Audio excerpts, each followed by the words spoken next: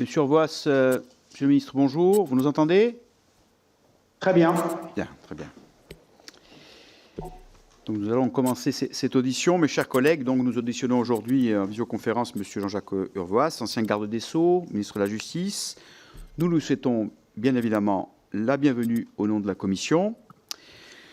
Monsieur le ministre, vous avez évidemment connaissance des faits qui se sont produits le 2 mars 2022 à la Maison centrale d'Arles. De nombreuses questions se posent quant à la succession d'événements qui ont conduit à leur commission. Au-delà des interrogations spécifiques qui concernent les différents acteurs actuellement en responsabilité, il nous semblait utile et nécessaire de vous entendre afin d'aborder deux thèmes de portée plus générale, avec un double regard, celui évidemment d'anciens gardes des Sceaux, avec le recul nécessaire, je pense, sur la fonction, et évidemment de professionnels du droit, ce qui nous apportera sans nul doute un éclairage précieux. Alors évidemment, le premier thème est celui de la politique de lutte contre la radicalisation en prison, que vous avez réformé lorsque vous étiez ministre de la Justice. Et le second concerne évidemment, eu égard aux acteurs, l'agresseur et la victime, le statut de détenu particulièrement signalé, tel qu'il a été appliqué. Et en particulier, nous allons rentrer aussi sur le sujet de la gestion administrative, politique, du cas, avec encore une fois le recul nécessaire, puisqu'il se trouve qu'on est en train de sortir d'une certaine situation historique en Corse, eu égard à la commémoration qui s'est tenue hier, des trois membres du commando dit Erignac. C'est-à-dire, en gros, au-delà de la nature des faits pour lesquels ces trois hommes ont été condamnés par la justice, est-ce que le maintien sous ce statut a répondu à des considérations strictement juridiques, ou est-ce que des notions d'état d'esprit liées au fait qu'il s'agissait de l'assassinat du préfet Claude Erignac n'a pas peut-être fortement ou trop fortement prévalu dans la façon de la gestion de gérer les demandes de levée de statut DPS par rapport notamment à la question du rapprochement familial. Est-ce que, de manière plus générale, pour l'avenir, ce statut DPS, est-ce qu'il devrait évoluer pour objectiver un peu plus les décisions prises en la matière? C'est une question qu'on se pose au travers de la Commission, qu'il s'agisse de l'inscription, du maintien ou de la radiation du répertoire DPS. À cet effet, le directeur de l'administration pénitentiaire nous a en effet précisé que sur les 6 critères qui peuvent fonder aujourd'hui, avec l'instruction ministérielle de janvier 2022, une telle inscription ou un tel maintien, seule la moitié, selon lui, relevait de l'appréciation directe de l'administration pénitentiaire. L'autre moitié, a-t-il dit, relève plus directement d'autres acteurs, avec des critères, je cite, larges, donc davantage sujettes à interprétation par les autorités concernées. Monsieur le ministre, notre rapporteur Laurent Marcangeli vous a adressé un questionnaire pour vous permettre de préparer évidemment cette audition. Nous vous remercions de bien vouloir transmettre ultérieurement à la Commission les éléments de réponse écrits ainsi que tout autre élément d'information que vous jugerez utile de porter à la connaissance de notre Commission. Monsieur le rapporteur, je vous cède la parole. Merci, Monsieur le Président, mes chers collègues. Monsieur le ministre, à ce stade, avant votre prestation de serment, rien de bien particulier, ne serait-ce que éventuellement pour m'excuser en avance, puisque vous le savez, vous connaissez bien cette maison, nous sommes sur un débat assez compliqué, qui est susceptible de m'amener à me lever pour aller faire le nombre, tant les amendements peuvent parfois passer de peu. Donc je vous demanderai bien de vouloir m'excuser si d'aventure je dois me lever de ma chaise pour aller voter, puisque nous sommes au 103 rue de l'Université, là au moment où je vous parle, et qu'il faut rejoindre l'hémicycle, donc c'est pas forcément la porte à côté. Bien, monsieur le ministre, comme il est d'usage, je crois savoir que vous ne souhaitez pas prononcer de propos liminaires, donc nous allons passer directement aux échanges. Et avant cela, évidemment, en application de l'article 6 de l'ordonnance numéro 58-1100 du 17 novembre 1958 relative au fonctionnement des assemblées parlementaires, je vais vous demander de prêter serment, de dire la vérité, toute la vérité, rien que la vérité. Je vous prie d'activer votre micro, de lever la main droite et de dire « je le jure ». Je le jure. Je vous remercie, monsieur le ministre. Alors, moi que vous vouliez déjà prendre la parole à ce stade, suite à l'introduction que nous avons pu faire, je m'aventurerai donc... Non, voilà. Je suis à votre disposition, monsieur le président. Merci, monsieur le ministre. Donc, pour lancer les débats et pour commencer à avancer, puisque retraite oblige, effectivement, les choses risquent d'être un peu précipitées dans l'échange, j'irai, en ce qui me concerne, dans un premier temps, sur, évidemment, la question de la gestion du statut détenu particulièrement signalé. Il s'agit d'une affaire qui met en miroir deux trajectoires, avec une histoire différente concernant Franck Elongabé, évidemment, de celle d'Yvan Colonne. Nous sommes députés de la Corse, chacun avec des opinions certes politiques différentes, mais qui avons œuvré ou milité, on va dire, pour la notion de rapprochement familial concernant les détenus insulaires en général, et en particulier concernant les détenus issus du commando d'Erignac, qui, pour la période récente, avait accompli jusqu'à 25 ans de prison. Et en ce qui concerne Yvan Colonne, puisqu'il sortait de 18 ans, puisqu'il sortait de sa période de sûreté le 9 juillet 2021, avant que l'acte ne se commise en mars 2022. Vous n'êtes pas sans savoir, évidemment, que ces demandes-là étaient récurrentes depuis des années. Donc, nous avons, comme je l'ai indiqué, notamment avec le directeur d'administration pénitentiaire, nous sommes rentrés un peu dans le détail, certes, des instructions ministérielles, celle de 2007, celle de 2012, puis celle de 2022, sur les critères de classement des détenus dans le cadre d'un statut de détenu particulièrement signalé. Évidemment, nous avons été aussi des acteurs politiques dans lesquels nous avons eu, en ce qui nous concerne directement, là c'est nous qui parlons, des discussions politiques qui ont fait état du traumatisme lié à l'assassinat du préfet Erignac, traumatisme qu'on peut évidemment largement comprendre en ce qui concerne l'État. Est-ce qu'avec le recul nécessaire aujourd'hui, puisqu'on est en train d'écrire une nouvelle page, nous l'espérons, des relations entre la Corse et la République, notamment depuis hier, puisqu'hier c'était les 25 ans de l'assassinat du préfet Claude Erignac, et une commémoration qui, nous espérons, fera date dans l'histoire et dans ses suites. Est-ce que vous estimez qu'il y a eu la prégnance, une domination directe ou indirecte, très forte? Je vais me lancer. Nous, lorsqu'on discutait avec un certain nombre d'acteurs, on nous disait, vous comprenez, il y a deux cas pour lesquels la République a été fortement impactée.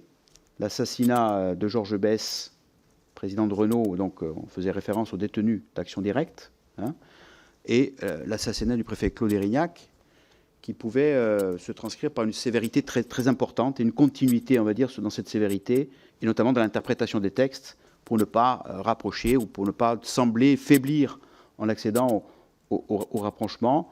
C'est la première question générale que je vous poserai, si évidemment vous êtes amené à pouvoir y répondre. Merci.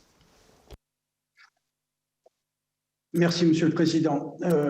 Vous l'avez dit, ça fait 6 ans que je suis éloigné de la vie politique, même si je suis un observateur attentif et singulièrement de ce que votre Assemblée travaille régulièrement dans ses méthodes et dans ses sujets. Et donc, ce que je vais vous dire est un souvenir. Je n'ai pas demandé à l'administration pénitentiaire dans la préparation de cet entretien, je n'ai pas demandé de documents particuliers, je n'ai pas cherché à avoir des informations, je me suis simplement plongé dans mes propres archives pour essayer d'apporter tous les éléments utiles à la réflexion de votre commission d'enquête. Sur la situation du détenu Yvan Colonna, est-ce que j'interprète bien votre question en vous demandant si est-ce qu'il a bénéficié d'un statut particulier en raison des faits qui l'avaient amené à être détenu? Si c'est cela votre question, ma réponse est non. Il n'a pas bénéficié d'un statut particulier. J'ai connu un statut particulier en détention. C'était Salah Abdeslam, pour lequel nous avons effectivement construit, on va dire, un statut sui generis, parce qu'il y avait un besoin, un environnement. C'est ce qui a d'ailleurs généré du contentieux administratif, puisque j'avais décidé qu'il serait surveillé 24 heures sur 24 avec des caméras, et ces avocats avaient très légitimement porté cette innovation devant les tribunaux administratifs, qui avaient d'ailleurs donné raison à la chancellerie. Donc, moi, je n'ai pas d'éléments pour dire qu'Yvan Colonna n'a pas eu un statut de détenu classique en détention. Ensuite, je crois, dans votre question, il y a une interrogation sur son rapprochement en Corse et sur sa situation de DPS.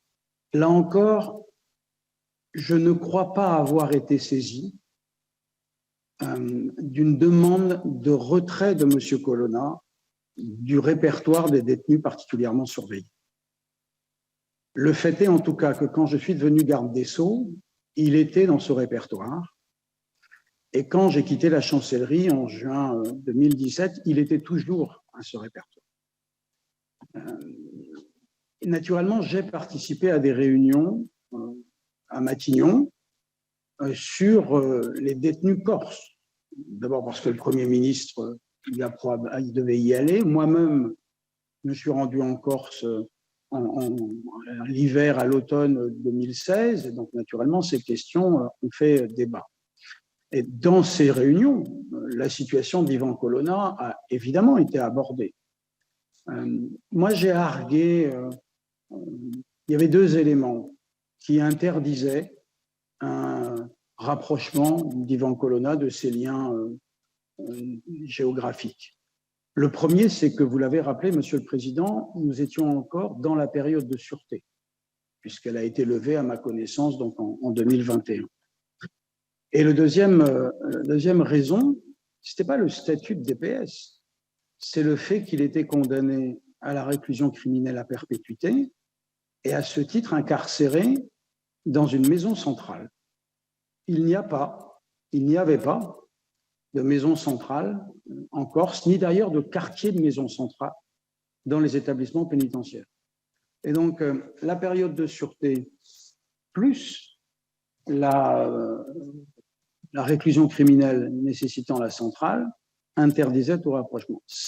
Ensuite, il y a effectivement l'accès des liens familiaux. Et moi, j'ai eu à connaître une fois cette interrogation sur le dossier d'Ivan Colonna, parce que c'était incident, le chanteur Renaud Séchant avait souhaité visiter M. Colonna à Arles, et à ce titre m'avait écrit pour me demander d'accélérer sa rencontre avec M. Colonna. Je n'ai pas répondu à Renaud, parce que ce n'était pas ma compétence, ce n'était pas ma prérogative, et ce n'était pas à moi de décider ces éléments. Mais à cette occasion-là, j'avais demandé quel était le lien qu'il y avait, est-ce qu'il avait des visites, et on m'avait garanti qu'il avait effectivement la possibilité de recevoir, et c'est la raison pour laquelle il était, même si c'est loin de la Corse, Arles, c'était la prison centrale la plus proche, de façon notamment, parce que autant je m'en souviens, mais pardon si je fais une erreur, je crois qu'il avait un enfant qui permettait de venir le visiter. Je crois qu'il avait une ex-femme aussi, enfin, je ne saurais trop me prononcer, mais en tout cas, on m'avait garanti qu'il avait, comme cela est tout à fait possible, comme tous les détenus de droit commun, il avait le maintien de ses liens familiaux. Voilà ce que je pouvais me dire, Monsieur le Président. Je serais amené à vous poser d'autres questions, mais je laisse la parole à Monsieur le rapporteur. Merci, Monsieur le Président. Monsieur le Ministre, l'autre volet de cette commission d'enquête porte sur un sujet que, pour le coup, vous avez malheureusement pour le pays été amené à traiter, c'est celui du radicalisme et du fondamentalisme religieux, notamment en détention. Et des décisions ont été prises sous la mandature de Monsieur le Président Hollande en la matière. Dans une des questions que je vous ai adressées, je parle de la réforme de politique de lutte contre la radicalisation en détention. Donc il y a ce changement avec les unités de prévention de la radicalisation qui ont été remplacées par les QER.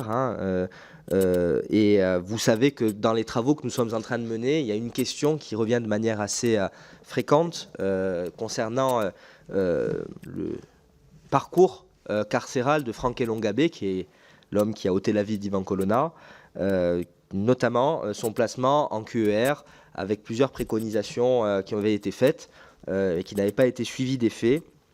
En tant que ministre en charge à l'époque, lorsqu'on a transformé ces UPRA en QER, selon vous, eu égard à ce qui s'est passé par la suite et eu égard à ce parcours, qu'est-ce qu'aurait pu apporter, ou pas d'ailleurs, l'orientation de M. Franck Elongabé dans ces QER?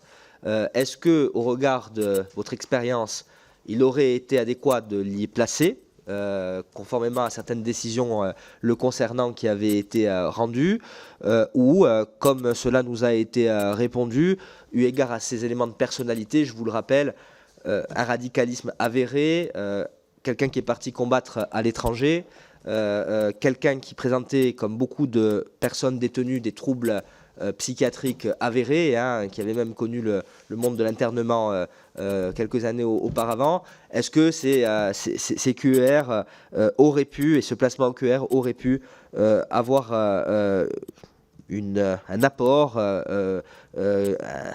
je dirais une influence décisive, eu égard au drame qui s'est déroulé dans la maison centrale d'Arles? Merci beaucoup, monsieur le rapporteur. Je ne vous ai pas salué tout à l'heure, donc j'en profite maintenant pour le faire.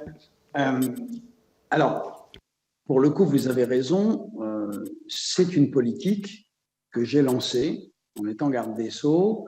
Je crois même, toujours se méfier de l'amphigourie, mais je pense que c'était une révolution copernicienne qui a été conduite à l'administration pénitentiaire. Et pour que vous compreniez bien ma réponse sur le cas précis de M. Elonguépé, je me permets de vous redire ce qui s'est passé et comment nous avons avancé et comment sont nés ces quartiers d'évaluation de la radicalisation. Quand j'arrive à la chancellerie, il y a 346 détenus auteurs d'infractions à caractère terroriste. 346. Un an avant, il n'y en avait 90. En même temps, l'administration pénitentiaire nous indique qu'il y a 1400 détenus radicalisés, alors qu'un an auparavant, il y en avait 700. Et on nous complète cette information qui était déjà relativement inquiétante par le milieu ouvert, où les services d'insertion et de probation, les SPIP, nous disent qu'ils suivent près de 400 personnes estimées radicalisées. Donc, le premier élément, c'était qu'il y avait une massification d'un phénomène. Face à cela, quelle était la réponse de l'administration pénitentiaire? C'était une expérience lancée à l'initiative du directeur de Fresnes, pour des raisons qui étaient uniquement de la gestion de la détention. Il avait décidé de rassembler dans une coursive les détenus incarcérés qui étaient auteurs d'infractions terroristes. Ça lui a été beaucoup critiqué parce qu'il n'avait pas demandé d'autorisation pour le faire. Et encore une fois, il n'avait pas d'autre ambition que de faciliter la gestion de la détention. Et donc, il y a deux structures comme ça qui existaient, une à Fresnes et l'autre à Osny. Quand j'arrive en janvier 2016, le gouvernement a pourtant dit, depuis un an, janvier 2015, qu'il devait y avoir 5 structures. Il n'y en avait que 2. Et donc, mon premier travail a été de faire en sorte que les décisions du gouvernement soient appliquées, ce qui a valu l'ouverture d'autres établissements en mars à Fleury-Mérogis et ensuite en avril à Lille. Et parce que d'abord, il fallait concrétiser ce que le Premier ministre avait dit, et ensuite, il fallait surtout répondre au risque de déstabilisation des détentions qu'induisait l'accroissement des effectifs concernés. Nous étions le pays le plus concerné par ces sujets. Et mes premières réunions avec les ministres de la Justice des autres pays de l'Union étaient une très grande interrogation sur comment faites-vous? Est-ce que vous avez choisi de disséminer les détenus de façon à faciliter une capacité de surveillance, ou est-ce que vous avez choisi de les regrouper avec les risques que cela pouvait incider, mais aussi la facilité de les gérer? Personne n'avait de réponse. Les Italiens avaient imaginé qu'ils allaient pouvoir dédier des îles à la détention, d'autres encore étaient plutôt sur une logique de métastase et donc de division. Bref, on était attendu au regard de la masse des détenus que nous avions à gérer qui étaient suspects soit de radicalisation, soit condamnés pour le terrorisme. On s'est très vite rendu compte, avec mon cabinet, avec la directrice de l'administration pénitentiaire à l'époque, Isabelle Gors, que ces structures ne pouvaient pas répondre aux besoins devant lesquels nous étions. Et donc, entre le mois d'avril et le mois d'octobre 2016, nous avons évalué ce qui avait été imaginé de manière très prétorienne. Nous avons regardé ce qu'il était possible de faire en termes d'architecture pénitentiaire, parce que décider qu'il y a des quartiers qui peuvent être dédiés, ça sous-entend qu'il y a des moyens qu'il y a une construction, qu'il y a des outils de sécurité, qu'il y a des personnels qui est dédié. Donc, on avait besoin de savoir tout ça. Et au fond, moi, ce que j'avais demandé, c'est que l'on établisse une doctrine. Parce que ce n'était pas simplement à valoir dans quelques établissements, il fallait quelque chose qui s'adresse à l'ensemble de l'administration pénitentiaire, puisque beaucoup des établissements étaient concernés. Accessoirement, et le terme accessoire est mal choisi puisque ce fut un drame et même un traumatisme personnel, c'est qu'en septembre 2016, il y a eu une attaque à Osny d'un surveillant d'une de ces unités par un détenu qui avait arraché un morceau de sa fenêtre et qu'il avait limé de façon à en faire une arme par destination. Et il avait pris ce gardien pendant 3 heures en otage dans un couloir. Croyez que ça m'a rendu encore plus concret le danger que représentait ce type de détenu dans nos établissements avec des personnels qui n'étaient pas nécessairement préparés à faire face à ce danger-là et surtout à la massification. Bref. Au final, on a donc effectivement décidé d'une organisation que j'ai présentée en octobre 2016 qui ne concernait pas que les questions de radicalisation, mais les questions de sécurisation de nos établissements. Parce que tout sujet, celui que vous traitez, est évidemment concerné. Il y a toujours 3 éléments en arrière-plan sur tous les dossiers de l'administration pénitentiaire. La pénurie des personnels. Même si les PLF annoncent des créations de postes, moi, en l'occurrence, en 2016, on avait annoncé 2100 postes, et en 2017, on en avait annoncé 2500. Malheureusement, ces postes ne sont pas toujours pourvus parce que nous n'arrivons pas à garder ceux qui réussissent les concours, parce qu'une fois qu'ils ont visité des établissements et qu'ils ont fait leur premier stage, ils découvrent la dureté de ce métier et ils ne restent pas. Donc, on est perpétuellement dans un besoin de personnel, dans la détention, comme dans les équipes de direction. Si vous me passez cette expression, l'administration pénitentiaire, elle est sous-staffée de manière permanente. Deuxième paramètre, la suroccupation carcérale, singulièrement dans les maisons d'arrêt, là où justement étaient incarcérés beaucoup des prévenus, puisqu'à l'époque où j'étais dans le garde des Sceaux, il y avait peu de jugements, c'était beaucoup des prévenus qui étaient en détention provisoire pour des faits de terrorisme ou de radicalisation. Donc on était dans les maisons d'arrêt avec encore plus de surpopulation qu'ailleurs. Enfin, et là aussi malheureusement la situation n'a dû guère beaucoup changer, la vétusté des établissements qui rendait impossible les aménagements auxquels nous pouvions penser.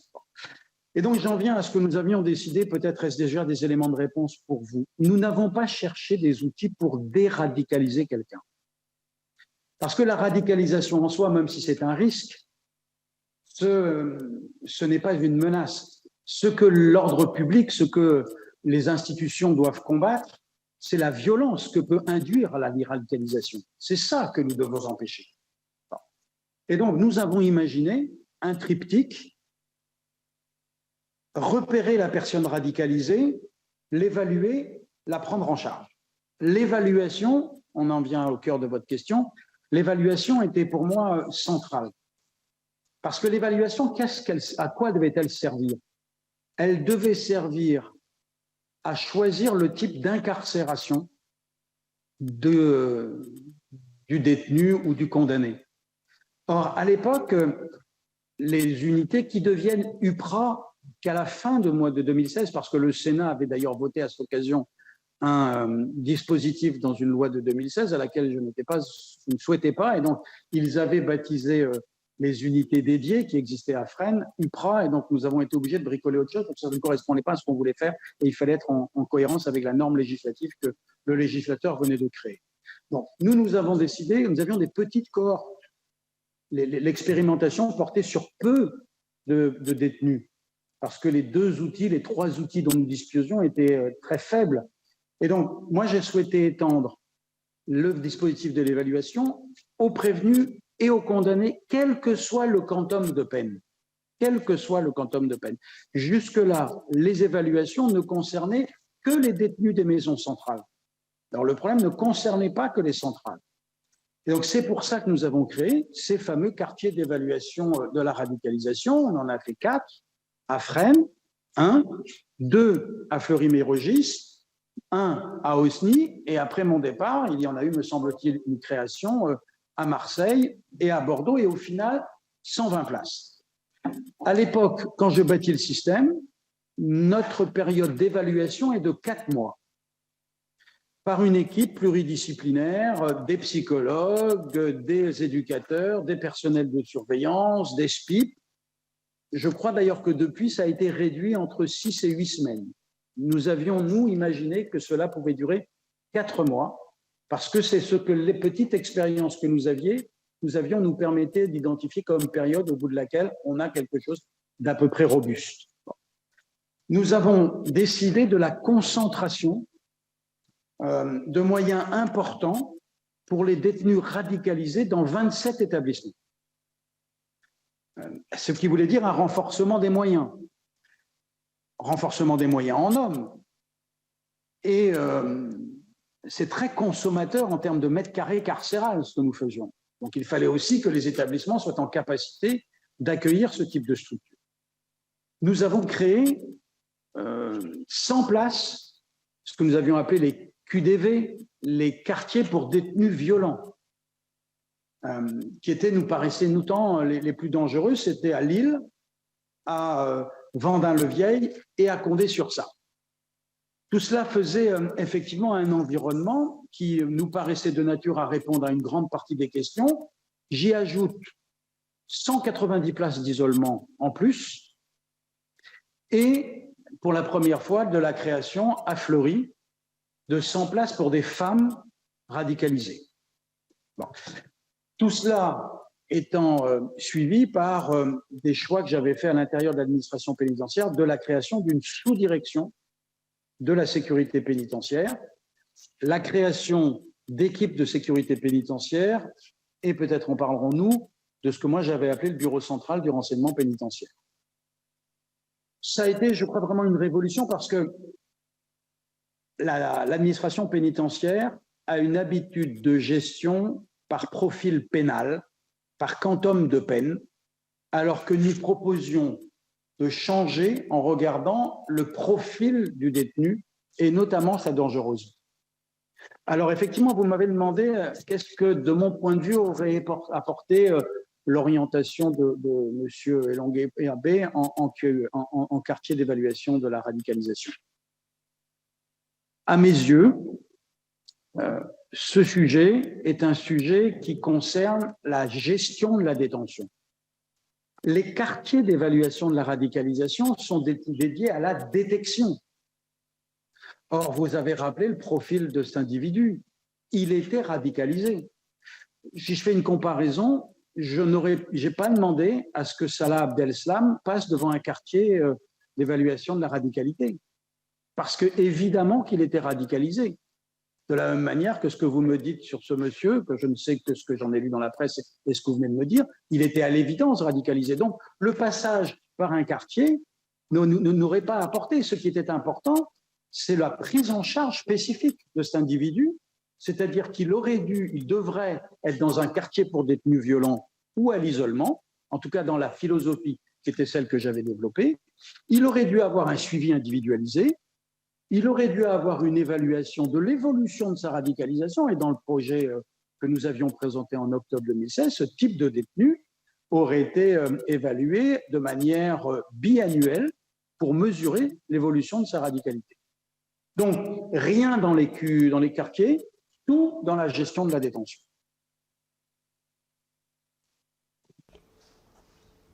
Monsieur le rapporteur, est-ce que je me tourne vers mes collègues s'ils ont à ce stade des questions. Je vais me permettre de revenir un petit peu sur le statut des PS, monsieur le ministre. Bon, tout d'abord, pour préciser que je ne sais pas, vous étiez garde des Sceaux entre, je crois, janvier 2016 et mai 2017, il me semble, hein, de mémoire. C'est ça. Hein, c'est bien ça. Je ne sais pas si Yvan Colonne, en année civile 2016 et en année civile 2017, avait fait des demandes. Par contre, je peux vous certifier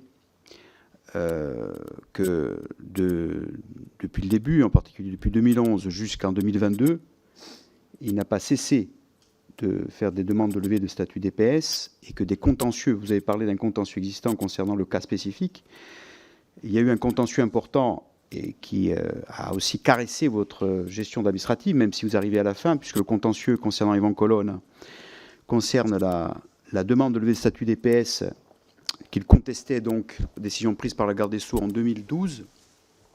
Donc vous n'étiez pas évidemment en fonction, mais dont le contentieux a couru au Conseil d'État jusqu'en mars 2017, puisque le tribunal administratif de Toulon donc donne raison aux avocats d'Yvan Colonne et à la famille pour excès de pouvoir. La Cour administrative de Marseille aussi suit le tribunal administratif, et c'est le Conseil d'État qui donne raison à la chancellerie sur l'article, je ne sais plus lequel, qui donne pouvoir réglementaire tout simplement au garde des Sceaux de pouvoir interagir. En gros, quels que soient les moyens qui avaient été invoqués, de toute façon, le pouvoir réglementaire était détenu par le garde des Sceaux, et il avait tout pouvoir de décider, in fine, malgré les avis, de pouvoir, selon les critères de l'instruction ministérielle, maintenir le statut. Ça, c'est l'avis du Conseil d'État.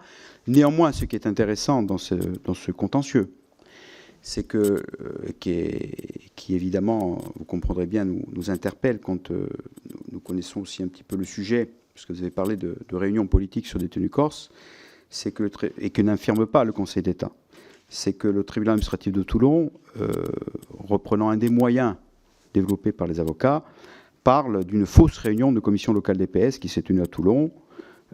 Donc une ingénierie très forte mise à ce moment-là, on parle de 2011, fin 2011, décembre 2011, par l'administration centrale pour créer, y compris des productions de faux documents pour justifier l'avis de la commission locale d'EPS. C'est pas moi qui parle, c'est le tribunal administratif de Toulon.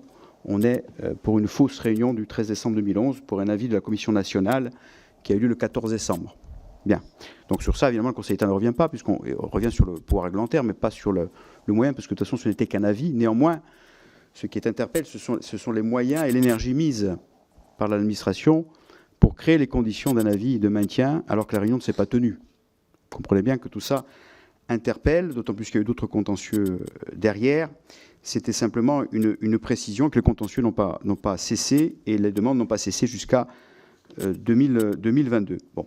Donc, après, sur la question du rapprochement familial, effectivement, Yvan Colonne avait 2 enfants, donc il ne voyait plus sa mère depuis 15 ans, son plus jeune fils depuis 3 ans, et effectivement, nous sommes beaucoup, juristes ou politiques, à dire que 500 km de distance pour une île avec plusieurs centaines d'euros pour un individu, un seul des individus de la famille, pour se rendre en UVF, CQFD, on va dire, par la réalité des faits, le rapprochement familial n'a pas été effectif. Maintenant, on peut le dire, puisque les choses, malheureusement, se sont finies, comme on le sait, mais c'est une réalité aujourd'hui que l'on peut citer de manière effective. Donc, c'est pour dire qu'il y a toujours eu des demandes là-dessus. Donc, moi, j'ai 2 petites questions, toujours sur ce sujet, mais qui sont importantes, parce qu'on est quand même sur une affaire grave qui s'est déroulée à Arles, qui n'est pas le croisement de 2 détenus dans une promenade où il y a eu un coup de couteau émis, etc. On est sur un enchaînement de faits et une genèse du parcours de Franck Elongabé qui fonde un alignement de planètes qui fait jusqu'à dire au directeur d'administration pénitentiaire que la réalité a dépassé la fiction. Ce ne sont pas mes propos, ce sont les propos du directeur d'administration pénitentiaire en fonction. Je ne veux pas revenir sur la vidéosurveillance, ou même si on avait mis, ça c'est l'inspecteur général de la justice qui le dit, même si l'agent avait appuyé sur le bouton pour mettre l'écran de la salle de sport, ce n'était pas l'écran de la salle de sport qui apparaissait.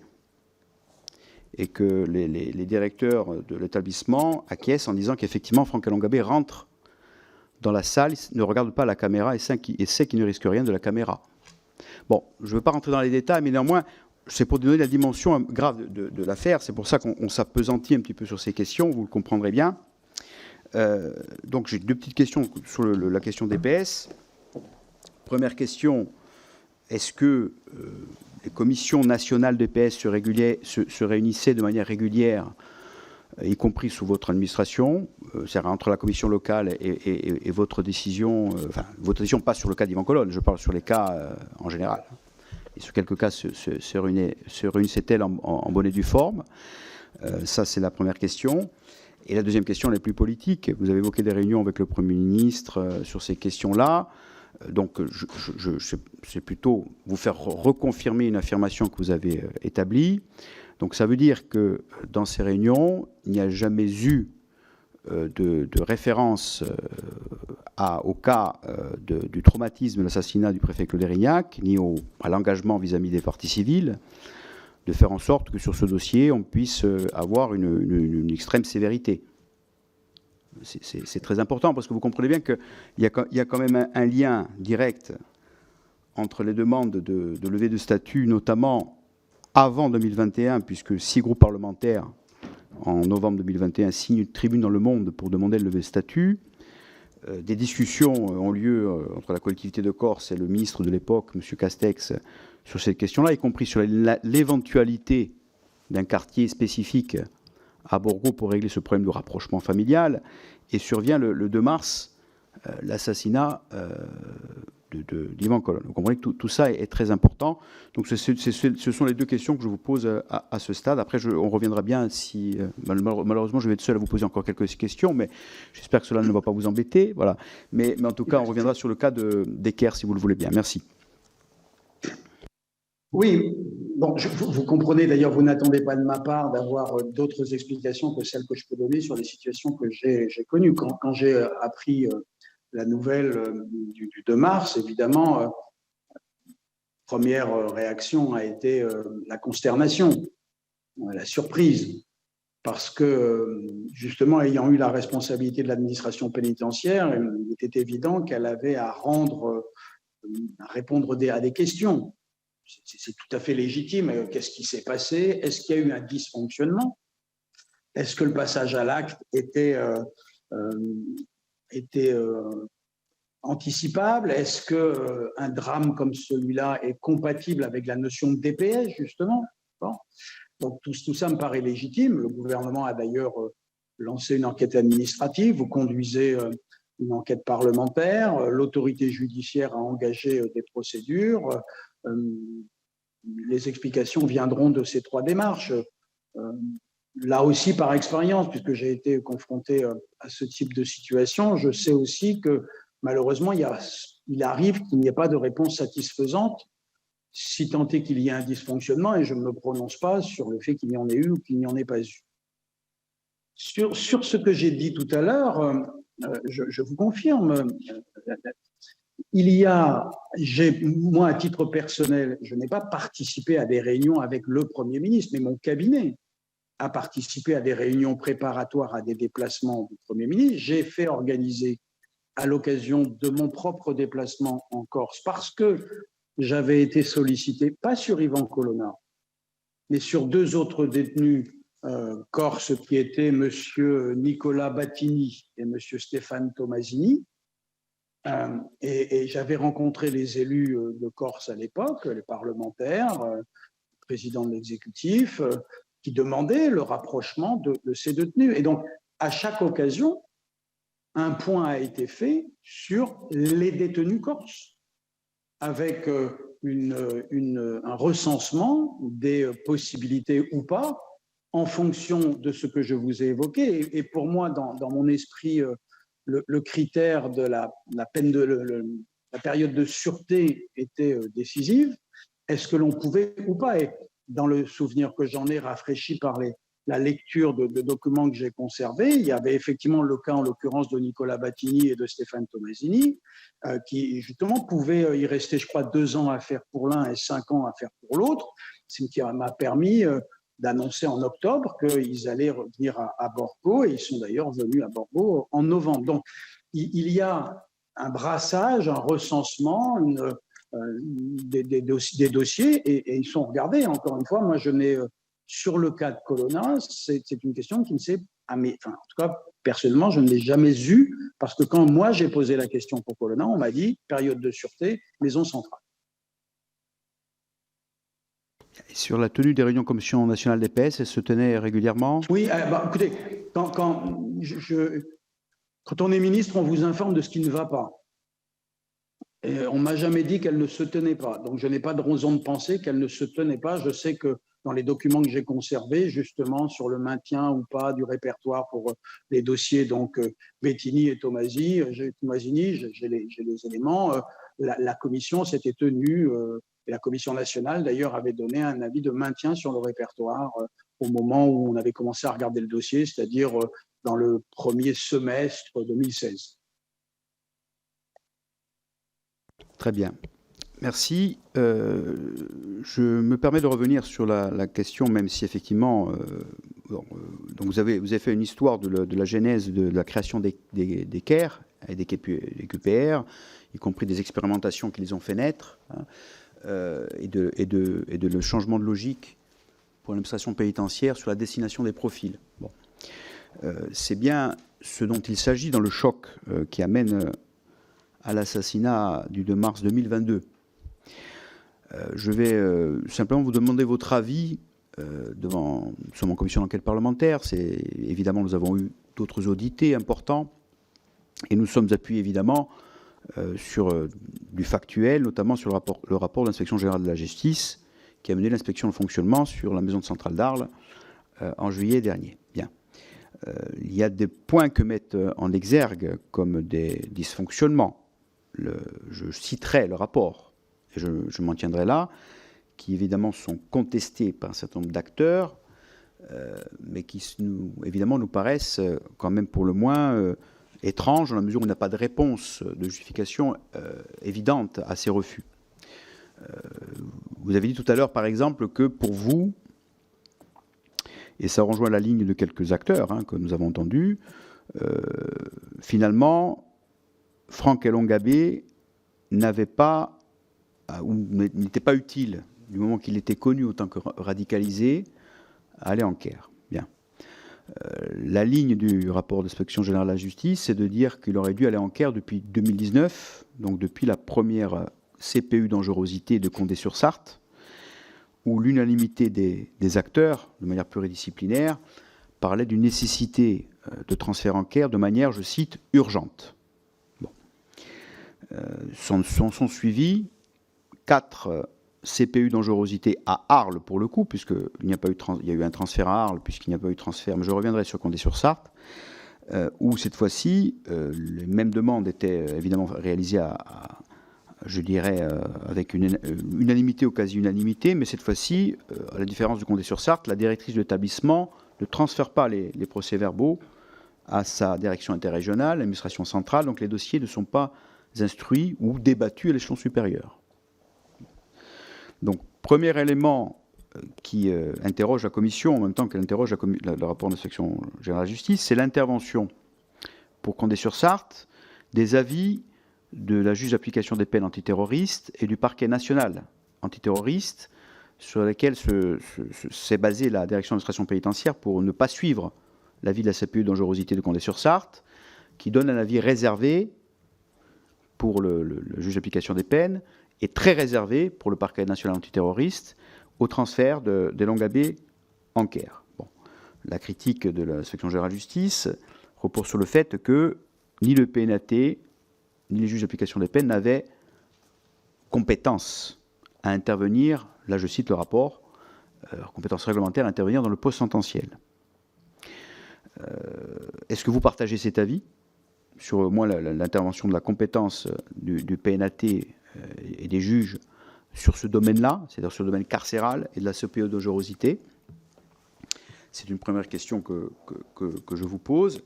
L'autre question que je vous pose, c'est concernant effectivement le rôle des CPU dangerosité qui ont quand même dans la création des CAIR et des QPR un rôle important, puisque dans les avis à donner pour envisager le transfert en CAIR, même si je crois qu'est intervenue une compétence réglementaire renforcée pour le suivre de manière un peu automatique les CPU depuis 2019, comment vous envisagez le fait que la directrice de la centrale d'Arles de l'époque n'ait pas du tout transmis de compte rendu tel que le dit le rapport à son administration, et comment vous envisagez le fait que ces CPU n'aient pas été traités par l'échelon supérieur, soit restés en l'état, alors que de l'autre côté, la marche en avant vers la détention ordinaire se poursuivait.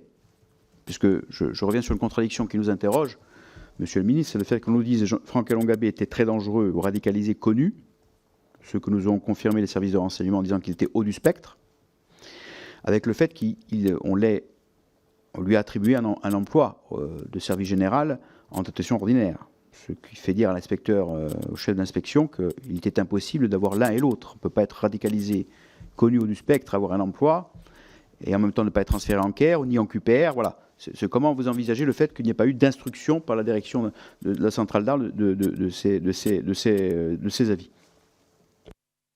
Je ne peux pas répondre à ces questions, Monsieur le Président. Je suis navré parce que vous m'interrogez sur un cas très précis dont je n'ai aucune connaissance. Je me permets en plus de vous rappeler que entre maintenant et le moment où je suis parti de la chancellerie, le cadre normatif de tout cela a évolué. Parce qu'il y a eu un code pénitentiaire qui a été construit. Même, j'ai découvert à l'occasion de la préparation de cette audition que la circulaire qui organisait le statut de DPS n'est plus celle que je pratiquais quand j'étais ministre, puisqu'il y a eu une nouvelle édition.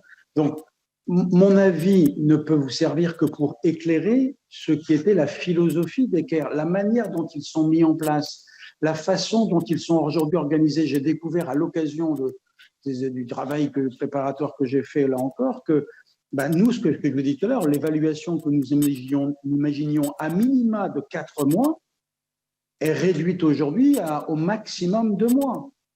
Mais ça n'obère pas le fait que, pour moi, si je me plante simplement sur le cas théorique et sans regarder le cas d'espèce sur lequel je n'ai aucune compétence pour me prononcer, l'évaluation, c'est la détection de la dangerosité du détenu.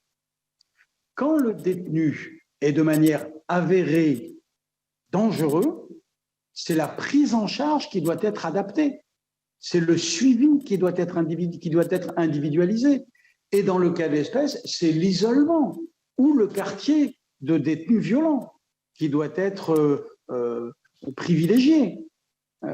Je conçois mal qu'on considère qu'un détenu dangereux, ce que personne ne peut contester au regard du profil hypothétique que vous me décrivez, soit un auxiliaire, par exemple. C'est quelque chose qui surprend, qui interroge, qui querelle, évidemment. Mais encore une fois, je ne peux pas déduire de ce fait, il était auxiliaire et personne ne conteste sa dangerosité, le fait qu'il y ait une anomalie à cela. Parce que pour cela, il faudrait avoir accès, vous y avez accès, pas moi, aux process qui ont été mis en place par l'administration. Ce n'est plus le même directeur de l'administration pénitentiaire que celui avec lesquels j'ai travaillé. Ils ont peut-être changé, je ne peux pas vous dire. Et donc, qualifier ce que vous me dites serait basé sur quelque chose qui ne serait pas utile.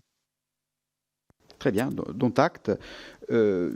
Dernière petite question, c'est sur vous avez évoqué le renseignement et le bureau central de renseignement qui a donné naissance ensuite, évidemment, plus tard, donc, mais dans la genèse des travaux dans la suite des travaux qui ont été les vôtres. Après, évidemment, au Service national de renseignement pénitentiaire, de votre expérience, comment considériez-vous les liens entre ce bureau central de renseignement et les autres services de renseignement concernant justement les profils des terroristes islamistes?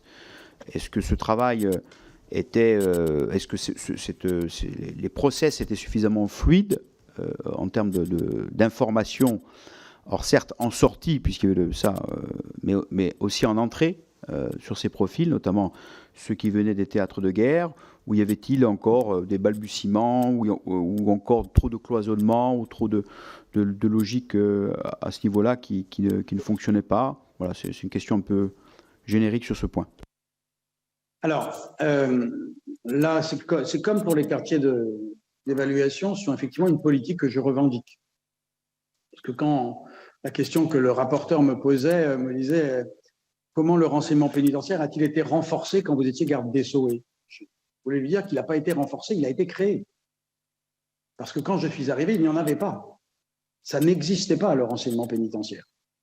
Comme rapporteur de la loi renseignement de 2015, j'avais souhaité, et d'ailleurs la commission des lois de l'Assemblée nationale avait adopté un amendement qui était des députés LR, Guillaume Larrivé, pour créer un renseignement pénitentiaire. Le gouvernement s'y était opposé. Je suis devenu garde des Sceaux, j'ai donc continué le travail que j'avais commencé comme parlementaire. Et effectivement, dans un hommage d'ailleurs au renseignement français et je l'avais appelé le DCRP pour avoir une filiation avec ce que la France avait produit de meilleur pendant la guerre. Le renseignement pénitentiaire, il a eu un cadre législatif en juin 2016. Et pour aller très précisément dans votre réponse, tout a été fait avec les services du premier cercle. Quand je dis que tout a été fait, d'abord, nous avons veillé immédiatement à signer des protocoles avec un certain nombre de services. Je me souviens notamment, parce que j'y avais porté une attention particulière, parce qu'il y avait cette question de la radicalisation, avec la DGSI, avec le service central du renseignement territorial et avec la direction du renseignement de la préfecture de police de Paris. Avec ces trois organismes-là, nous avons des protocoles, enfin, il y avait des protocoles à l'époque sur les conditions d'échange réciproques d'informations, sur la nature de la coopération, sur les règles de coordination, sur les moyens mutualisés. Les personnels du renseignement pénitentiaire ont été formés par les services du premier cercle, en tout cas dans la période dont sur laquelle je peux parler. Les moyens techniques que nous avons investis dans cette période l'ont été sur conseil, notamment de la DGSI et du renseignement territorial. Tout cela, j'y avais tenu sous l'autorité de la première responsable qui était, ce n'était pas anodin de mon point de vue, une magistrate judiciaire. C'était le seul service, renseignement pénitentiaire, qui était dirigé par une magistrate. Et donc, nous avons fait cela parce que, évidemment, les services DGSE, DGSI étaient naturellement extrêmement intéressés par l'exercice d'un service de renseignement pénitentiaire. Les uns pour la sortie, ce qu'allait devenir, les autres sur l'entrée. D'où venait-il? Et donc, nous avons normalisé ça par des protocoles que, j'imagine, le service en question se fera un devoir de vous transmettre si vous le demandez. Très bien. Merci, Monsieur le Ministre. Je n'ai plus de questions. Comme mes collègues ne sont plus là, évidemment, je ne leur pose pas la question. Néanmoins, je vous remercie de vous être prêté, évidemment, à la nécessité et qualitativement au contenu de nos travaux de la commission parlementaire. Voilà, je pense qu'on peut mettre un terme à cette commission.